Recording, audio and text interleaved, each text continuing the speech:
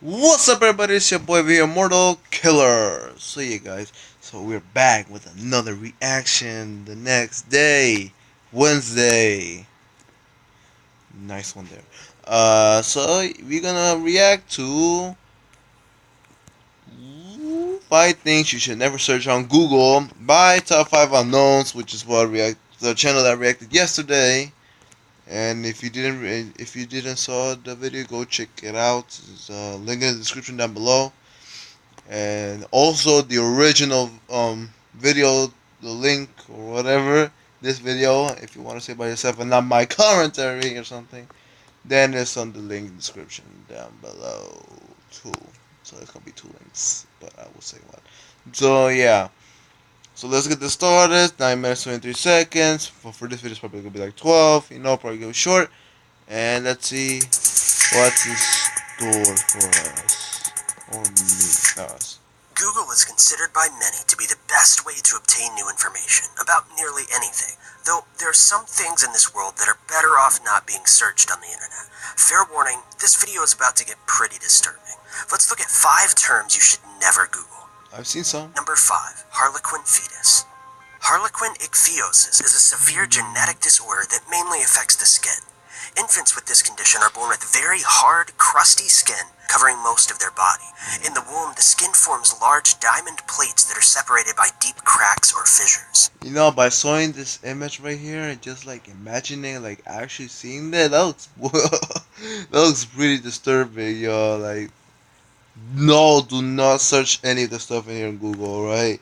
No, Google's like I mean, it is true. It's kind of a good source to use, but it's kind of deadly too.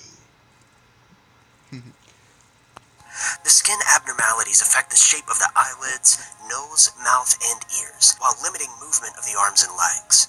Restricted movement of the chest can lead to breathing difficulties and even respiratory failure. The skin typically forms a protective barrier between the body and its surrounding environment. However, skin abnormalities associated with harlequin ichthyosis destroy this barrier, making it difficult for affected infants to control water loss, regulate body temperature, and fight infections. Infants with harlequin ichthyosis often experience excessive dehydration and risk developing life-threatening infections in the first few weeks of life. It used to be very rare for affected infants to survive the newborn period. However, with intensive medical care and treatment, it's now common for those affected by this condition to live into their childhood years or even adolescence. Well, that's good for them, right? But hope nobody can get that much. Condition is inherited in what is called an autosomal recessive pattern, which essentially means both copies of a gene in each cell have mutations. The parents of an individual with an autosomal recessive condition each carry one copy of the mutated gene, but they usually never show signs or symptoms of the condition. Number 4. Brian Peppers.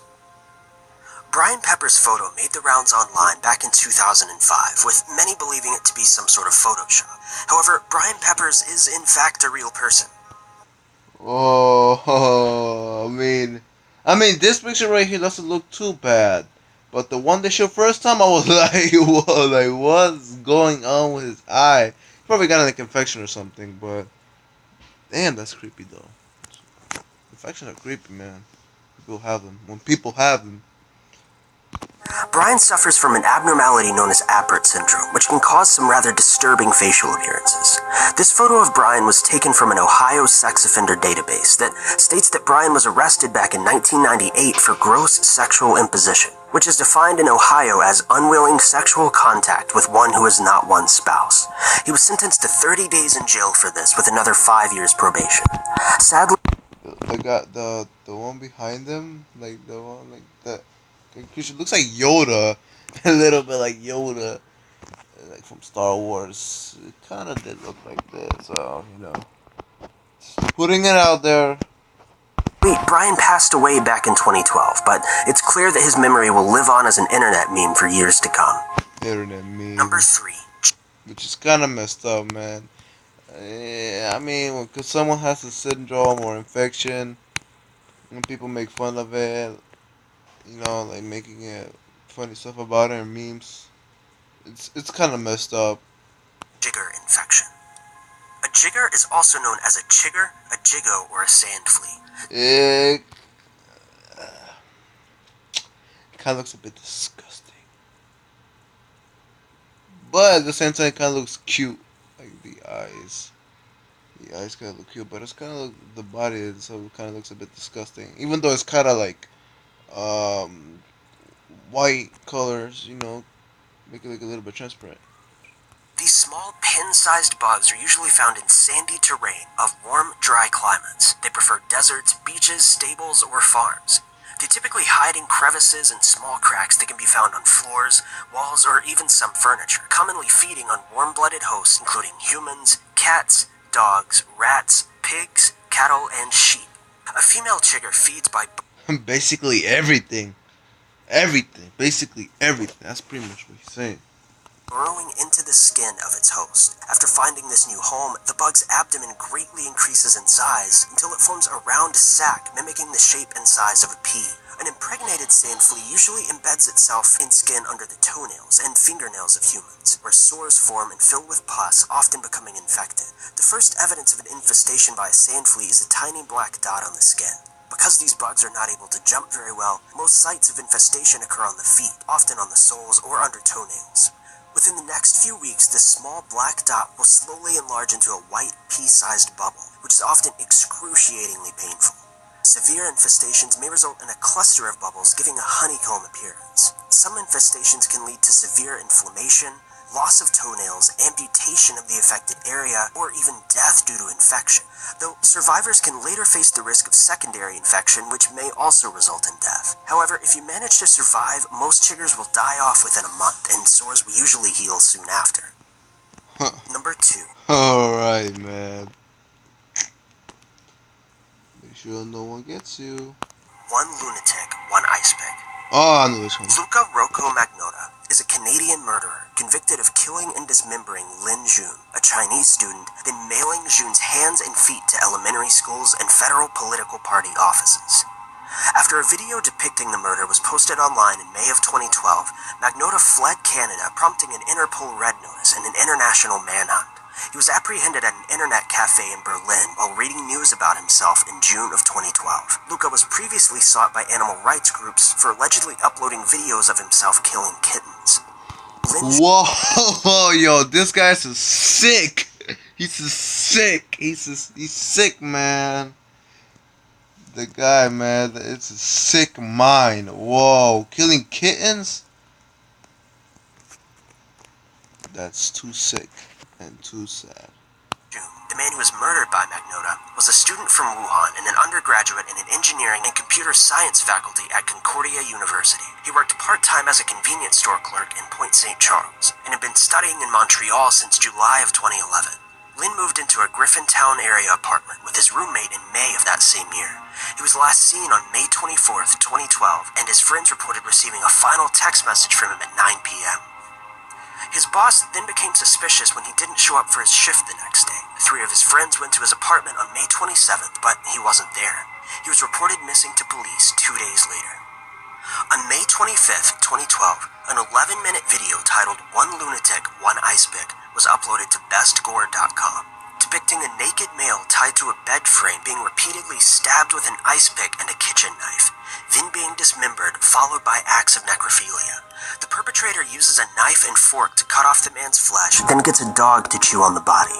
Throughout the video, the 1975 New Order song True Faith plays in the background, and a poster for the 1942 film Casablanca is visible on the wall.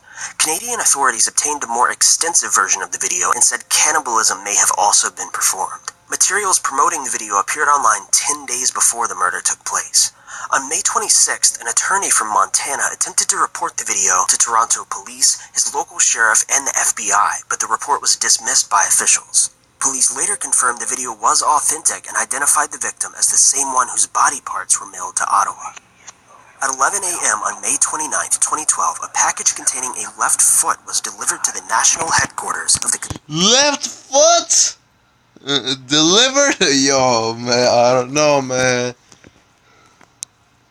Do not Google that. Don't see the video. Not even the images. Or even this box right here. No. there's a bunch of crazy people, man. More crazy than that. Well, that title did suit for him. Lunatic. That was a lunatic way to say, to kill the guy. Stabbing him, like, repeatedly, like, and what, the chest, he said? The chest or something? You're like, dun, dun, dun, dun. Yeah, that was kind of weird. Conservative Party of Canada. The package was stained with blood, had a foul smell, and was marked with a red heart symbol. Another package containing a left hand was intercepted in a Canada Post processing facility, addressed to the Liberal Party.